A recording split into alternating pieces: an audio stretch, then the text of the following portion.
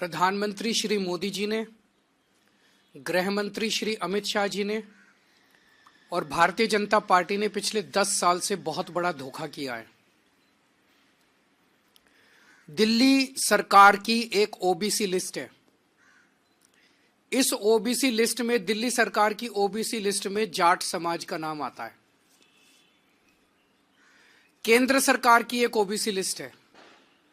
केंद्र सरकार की ओबीसी लिस्ट में दिल्ली का जाट समाज नहीं आता। तो दिल्ली यूनिवर्सिटी में जब बच्चे एडमिशन लेने जाते हैं तो उसमें दिल्ली के जाट समाज को रिजर्वेशन नहीं मिलता।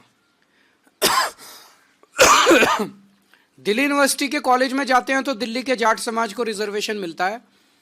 केंद्र सरकार के किसी भी कॉलेज में या यूनिवर्सिटी में जाते हैं या केंद्र सरकार की किसी भी संस्था जैसे दिल्ली पुलिस हो गई, डीडी हो गई, उसमें नौकरी लेने जाते हैं तो दिल्ली के जाट समाज को उसमें रिजर्वेशन नहीं मिलता। बड़ी इंटरेस्टिंग बात यह है कि राजस्थान का जो जाट समाज है उनका नाम केंद्र की ओबीसी लिस्ट में है। तो दिल्ली यूनिवर्सिटी में जब एडमिशन लेने जाते हैं तो राजस्थान के जाट समाज को रिजर्वेशन मिलता है दिल्ली के कॉलेज में। दिल्ली के जाट समाज को दिल्ली के कॉलेज में रिजर्वेशन नहीं मिलता। ये तो हमारे पूरे दिल्ली के जाट समाज के भाइयों के साथ, बहनों के साथ बहुत बड़ा अन्याय है।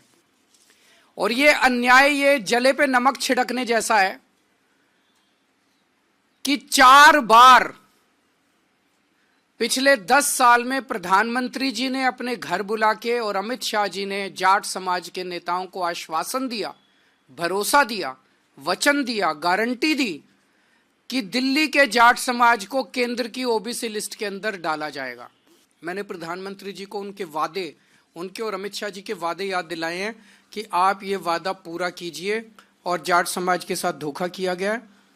जाट समाज के साथ साथ 5 और जातियां हैं जो दिल्ली की स्टेट लिस्ट में हैं और केंद्र की स्टेट लिस्ट में नहीं है। ये है रावत, रोनियार, रायतंवर, चारण और ओड। इनको भी दिल्ली की केंद्र सरकार के जितने संस्थान हैं वहां पे रिजर्वेशन नहीं मिलता। ये भी दिल्ली की ओबीसी लिस्ट में है, केंद्र की ओबीसी लिस्ट में नहीं है।